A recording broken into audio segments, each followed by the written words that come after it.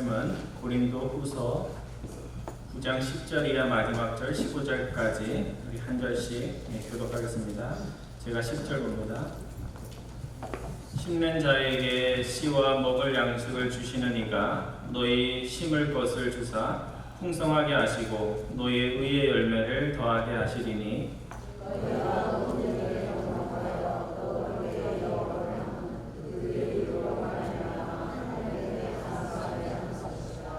이 봉사의 직무가 성도들의 부족한 것을 보충할 뿐 아니라 사람들이 하나님께 드리는 많은 감사로 말미암아 넘쳤느니라.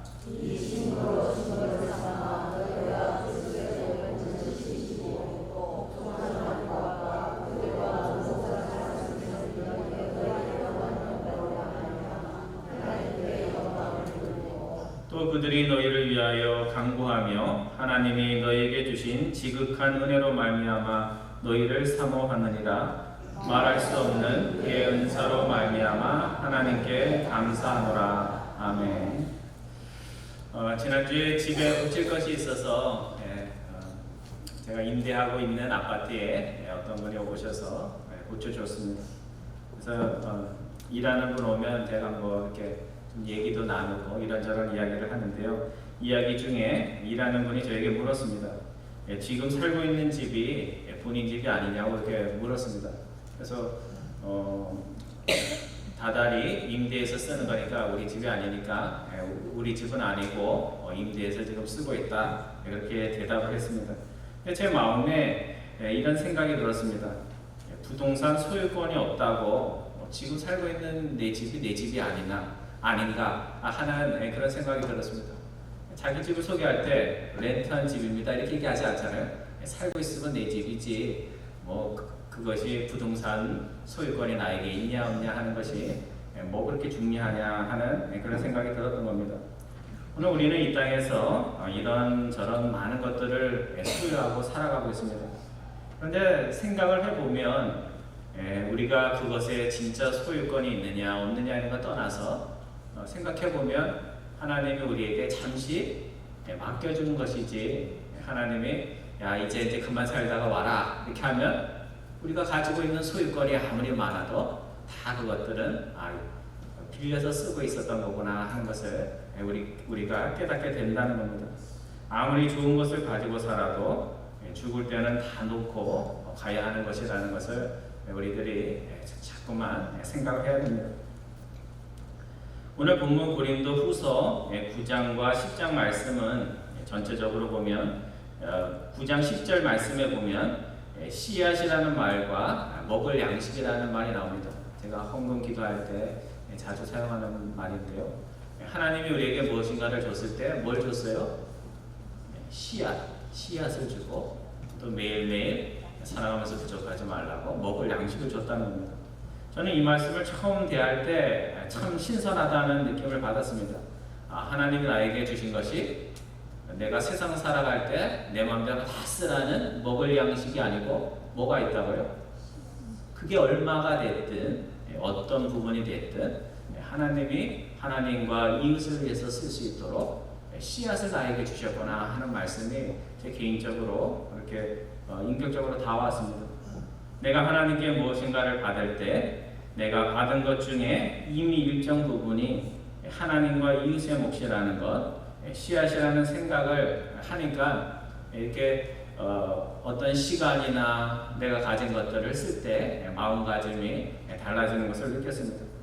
여러분, 하나님께서 우리에게 왜 먹을 양식을 주셨을까? 그것은 하나님께서 우리가 이 땅에 살아가면서 쓸 것이 있고 필요한 것이 있고 생존의 문제를 해결해야 된다는 것을 아시기 때문에 그렇습니다.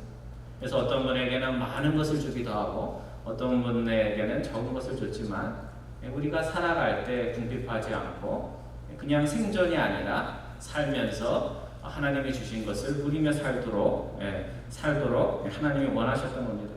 그러면 왜 하나님께서 우리에게 씨앗을 주셨을까? 너 혼자 다 먹어 이렇게 하지 않고 왜 주시면서 씨앗이라고 한 부분을 정해놓았을까? 하나님이 다 주기 싫어서 그런 게 아니고요. 너 자신만을 위해서 살지 말고 정말 너가 하나님의 자녀고 신실한 자녀라면 하나님과 이웃을 위해 살라고 주신 것입니다. 그러니까 나를 위해서 다 쓰지 않고 나의 목 중에 하나님과 이웃을 위해 쓰는 것이 우리에게 의무가 아니라 정말 하나님의 자녀답게 살아가는데 기쁨과 보람과 감격을 느끼라고 하나님이 주신 겁니다. 그러니까 아까운 것이 아니고 뭐예요?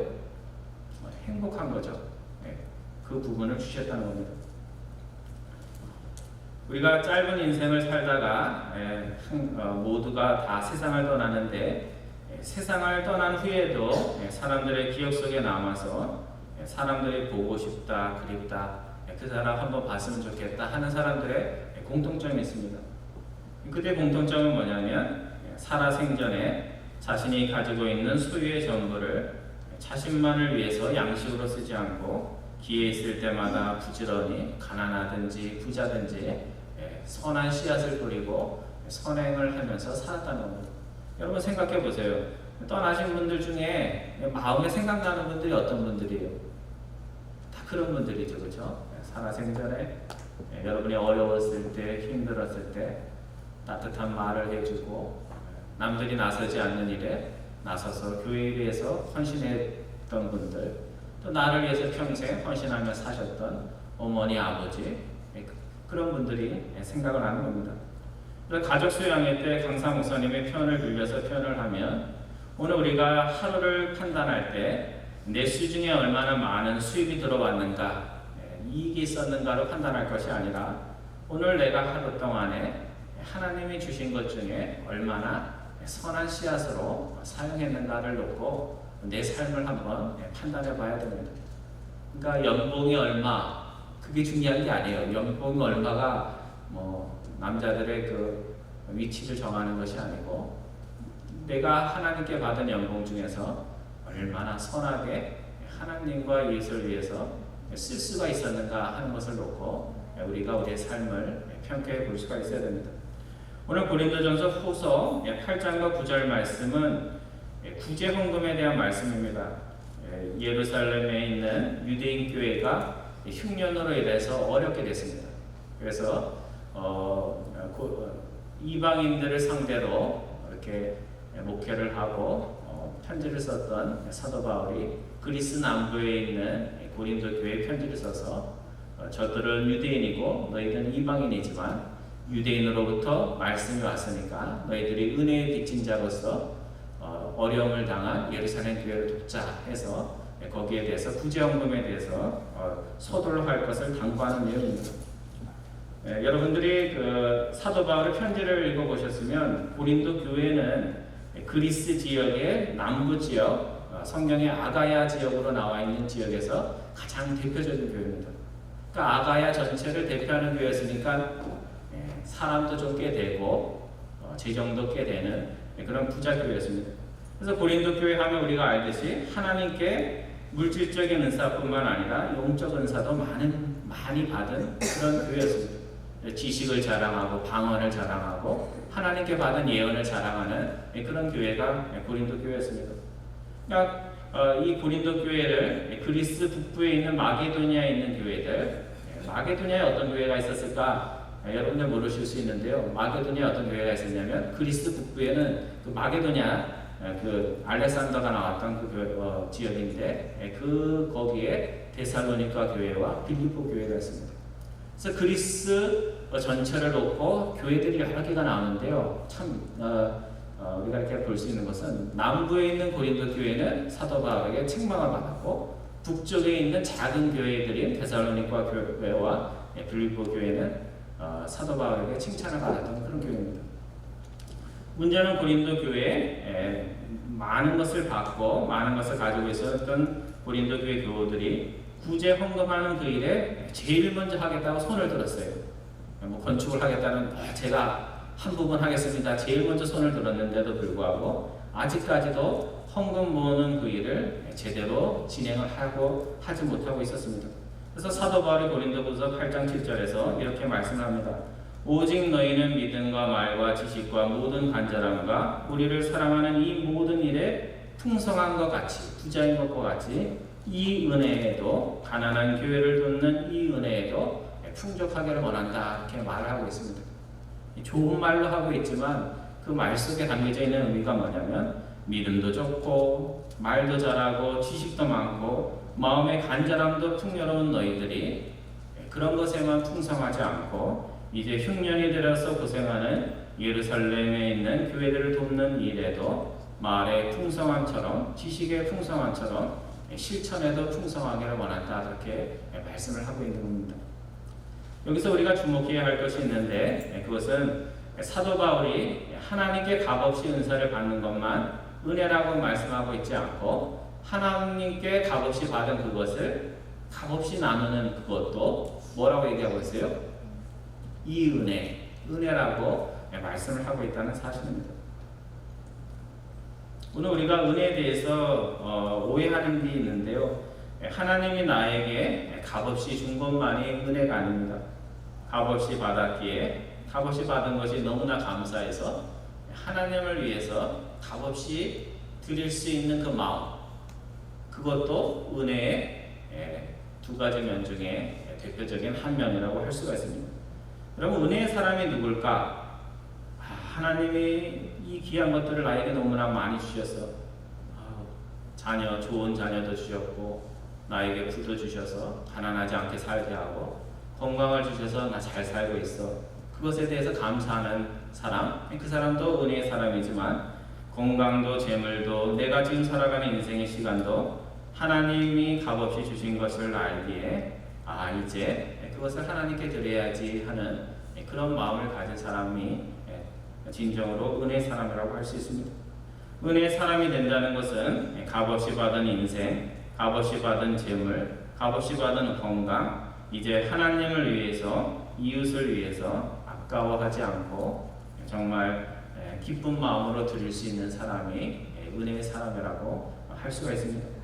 문제는 고린도 교회가 예루살렘 교회를 돕겠다는 그 말을 1년 전에 했음에도 불구하고 고린도 교회는 계속해서 그 일을 미루면서 실행을 하지 않았다는 사실입니다. 고린도 교회보다 더 가난한 교회들도 고린도 교회 교우들이 이 일에 나섰다는 것을 알고 그것에 은혜를 받아서 헌금, 부재헌금을 이미 완성했는데 불구하고 남들에게 은혜를 끼친 고린도 교회가 정작 사랑을 실천하는 일에는 어떻게 돼요?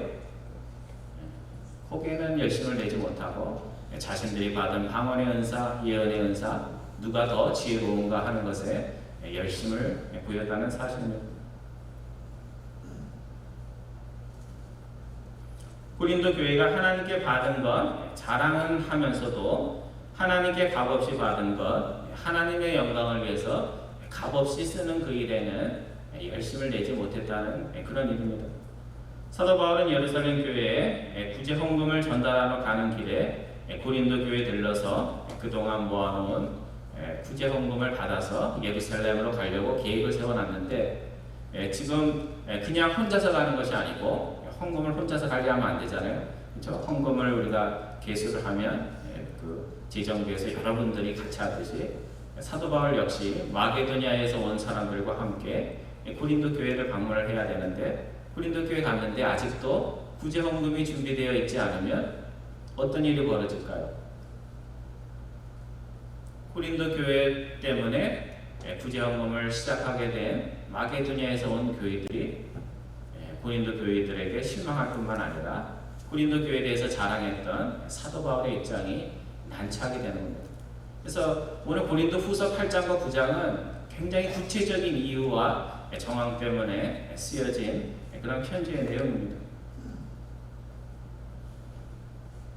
그래서 사도 바울이 고린도 후서 8장과 9장에서 미리 편지를 써서 내가 너희에게 가기 전에 기쁨과 자원함으로 구제헌금을 드려서 너희의 그리스도에 대한 사랑이 거짓이 아니요 내가 너희에 대해서 자랑하는 것들이 헛된 것이 아님을 사람들에게 증명해 보이라 이렇게 말씀을 하고 있는 겁니다. 성도 여러분, 헌금이 나의 삶의 교회 생활에 있어서 작은 부분, 또 재물이 나의 삶에서 작은 부분이 아니라 정말 내가 진정으로 하나님의 은혜를 받은 사람인가, 하나님의 은혜에 진정으로 감사하는가를 증명해 보이는 구체적인 표시가 된다는 것을 여러분과 제가 기억했으면 좋겠습니다. 미국의 꽤 유명한 설교자요 기독교 작가인 조이스 마이어가 쓴 책 가운데 능력의 생각들, 마음의 전투를 이기는 12가지 전략이라는 그런 책이 있습니다. 이 책은 시중에 많이 나와 있는 책들처럼 생각이 바뀌면 삶이 바뀐다 하는 그런 내용을 담고 있는데, 성경의 12가지 생각이 자신의 생각이 되면 그런 삶을로 바꿀 수 있다 하는 그런 이야기를 하고 있습니다. 만약 당신이 현재의 삶을 바꾸기를 원한다면 현재 하고 있는 잘못된 생각과 그것들을 바꿔야지만 삶이 변화될 수 있다, 이렇게 구체적으로 이야기하고 있는 겁니다. 그 중에 하나를 소개를 하고 싶은데요. 그 중에 하나가 뭐냐면 이런 겁니다. 마음속에 본인이 그렇게 원하든 느끼지 않든 이렇게 얘기를 하라는 거죠. I love people and I enjoy helping them. 이렇게 마음속에 계속 이야기를 하라는 겁니다. 나는 사람들이 좋아. 나는 남들을 돕는 것이 너무나 즐거워 하는 그런 말을 자꾸 하라는 거예요. 여러분, 사람들이 좋습니까? 안 좋아도 그렇게 하라는 거예요. 나는 사람들이 너무 좋아. 그래서 사람들 모이는 곳에 자꾸 가고 싶어. 또 어려운 사람을 보면 도와주고 나는 너무 즐거워. 이런 것들을 마음속에 자꾸 하라는 겁니다. 자신이 별로 사람을 좋아하지 않고 돕는 일을 즐거워하지 않더라도 나는 사람이 좋고 돕는 일이 즐거워, 이렇게 자꾸 생각하고 내 자신이 그렇다고 생각을 하면 나의 생각처럼 삶이 바뀌어져 간다는 겁니다. 그래서 저자 자신이 자신의 체험을 얘기를 하는데요. 저자 자신도 하나님을 만나기 전에, 깊이 알기 전에는 인생의 많은 시간을 스스로 불행하다고 생각하고 불만을 느끼며 살았다고 합니다. 항상 자신이 이렇게 불행하게 사는 것은 내 탓이라고 생각하지 않고 누군가의 탓이라고 생각을 하니까 남들을 원망하면서 그렇게 살았습니다. 그런데 어느 날 자신이 왜 행복하다 느끼지 못하는지, 왜 계속해서 불만 속에 살아가는지 그 이유를 알고 싶어서 기도를 하면서 하나님께 물어봤다고 합니다. 그때 하나님께서 자신에게 까닭을 알려주셨는데 뭐라고 얘기했냐면, 너가 너무 셀피시해서 그렇다, 그렇게 대답을 해주시고, 너가 너무 self-centered, 자기중심적이기 때문에 그런 일이 생긴다, 이렇게 이야기를 해줬다고 합니다. 살면서 항상 남들이 나를 위해서 해줄 것, 해주어야 할 것에 대해서 많이 생각을 하니까 마음에 뭐가 일어나요? 불평이 일어나죠. 그렇죠? 집에 가면 아내가 내가 원하는 걸 안 해주는 것 같으니까 아내에게 불평이 생기고, 교회 가면 목사님이 나에게 이런 걸 좀 해주셔야 될 것 같은데 해주지 않는 것 같으니까 목사님을 바라고 행복한 것이 아니라 불평이 나오고 그런 일이 생겼다는 겁니다. 그리고 자신이 가정에서 성장을 하면서 자신의 주변에 부모님을 포함해서 남을 위해서 무엇을 해줘야 할지에 대해서 진지하게 선한 고민을 하는 사람이 없었다는 것을 발견했다고 합니다. 이런 깨달음을 얻고 나서 저자가 생각을 바꾸게 되었습니다. 그래서 과거에는 What about me? 나에게 뭐가 돌아오지? 항상 그렇게 생각하던 이 사람이 그때부터는 다시 What can I do for you? 내가 저 사람을 위해서 뭘 할 수 있을까? 이런 생각을 하기 시작했다고 합니다. 그랬더니 남을 돕겠다는 사람이 불행할 수 있나요? 불행할 수가 없죠. 불평할 수가 없죠. 그렇죠? 내가 성가대를 위해서 뭘 할까? 이거를 생각하는 것과 성가대장이나 성가원들이 나를 위해서 뭘 해주나, 이걸 생각하는 것과는 차원이 다른 겁니다. 성도 여러분, 세상에서 가장 불쌍한 사람은 가진 것이 가장 적은 사람이 아닙니다. 세상에서 가장 불쌍한 사람은 자신보다 어려운 이웃들이 지구촌에 얼마든지 많이 있는데도 불구하고 가장 살기 좋다는 미국에 살면서도 내가 세상에서 가장 불행하다 생각하면서 그 불행의 이유를 어디서 찾아요? 나에게서 찾지 않고 누군가 남에게 때문에 남 탓을 하면서 살아가는 사람이 세상에서 가장 불행한 사람입니다. 한 번은 김수환 추기경에 대한 돌아가신 후의 다큐멘터리를 본 적이 있는데요. 김수환 추기경이 죽었을 때 그분의 눈, 각막을 다른 이에게 옮겨 심은 안과 의사가 이런 이야기를 한 적이 있습니다. 주머니에서 김수환 추기경의 얼굴 사진을 항상 갖고 다니면서 이렇게 보여주면서, 기자에게 보여주면서 자신은 일할 때 김수환 추기경, 돌아가신 김수환 추기경의 사진을 항상 주머니에 넣고 이렇게 일을 한다고 이야기를 했습니다. 일을 하다 보면 자신의 이익 때문에 남들과 다투어야 할 그런 순간들이 있는데, 그렇게 마음이 강팍해지려고 할 때 주머니에서 김수환 수기경의 사진을 이렇게 딱 보면서 안구조차 죽으면서 남들에게 주신 그분을 보면서 자신의 마음을 다스린다고 그렇게 이야기를 했습니다.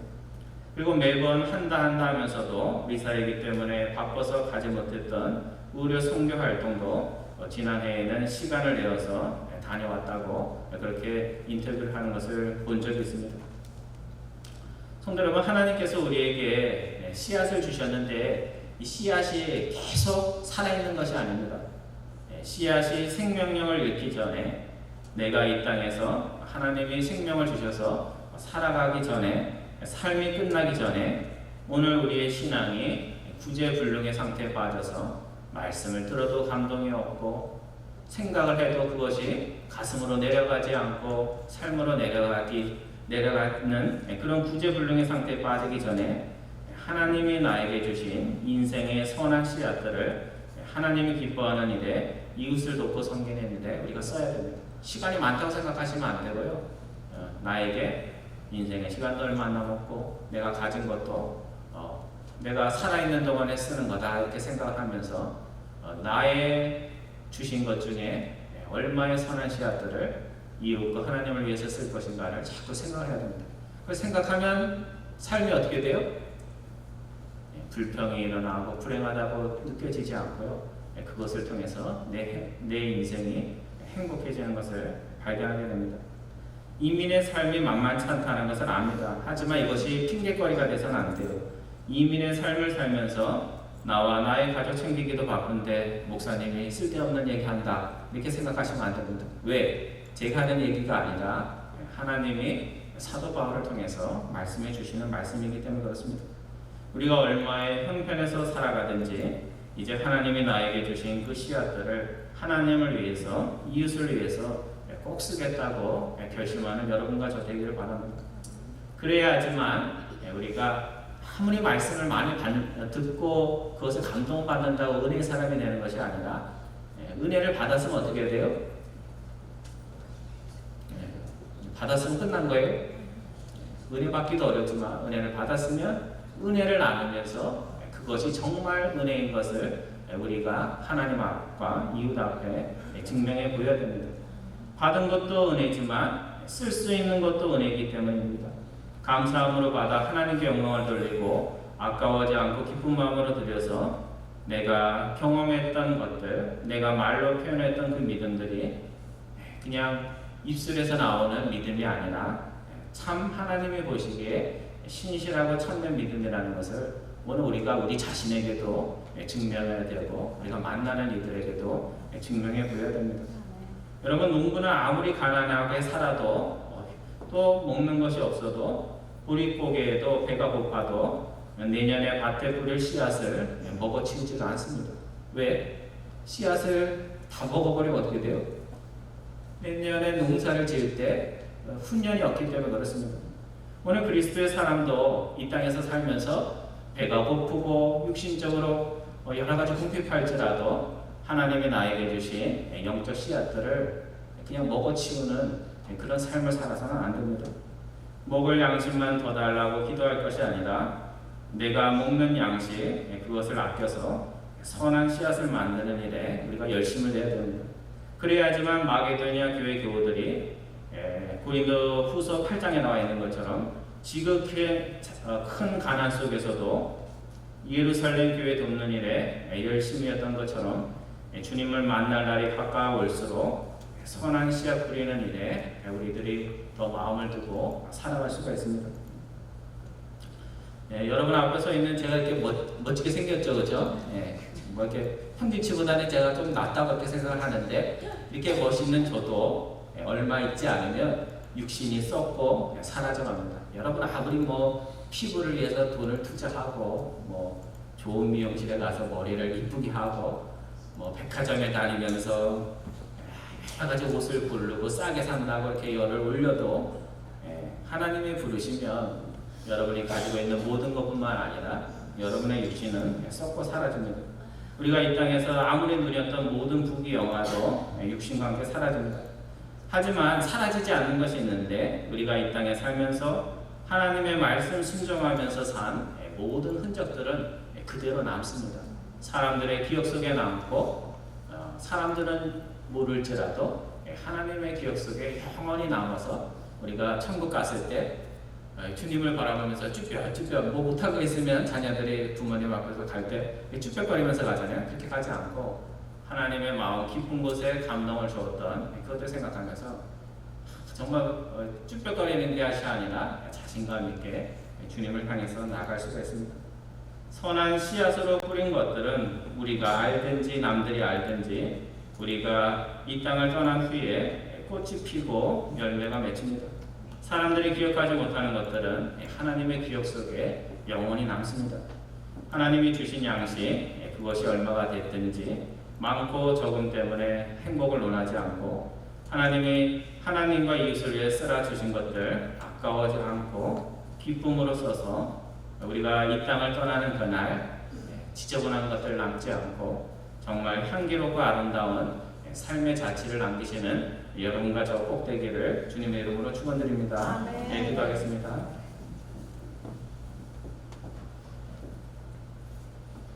사랑의 하나님, 주님으로부터 값없이 많은 것을 받았음에도 또 하나님의 말씀에 순종하여서 하나님과 이웃을 위해 쓰려고 하면 아까운 마음이 들고 인색한 마음이 드는 저희들임을 주님 앞에 고백을 드립니다. 많은 것을 가져서 풍족한 삶이 아니라 하나님과 이웃을 위해서 드릴 것이 너무 많아서 풍족한 저의 삶이 될 수 있도록 인도하여 주옵소서. 우리가 이 땅을 떠나는 그날 욕심과 집착의 자취를 남기지 않고 우리가 떠나간 그 자리에 꽃이 피고 열매가 맺힐 수 있는 인생 될 수 있도록 인도하여 주옵소서. 감사드리오며 우리 주 예수 그리스도의 이름으로 기도드리옵나이다. 아멘.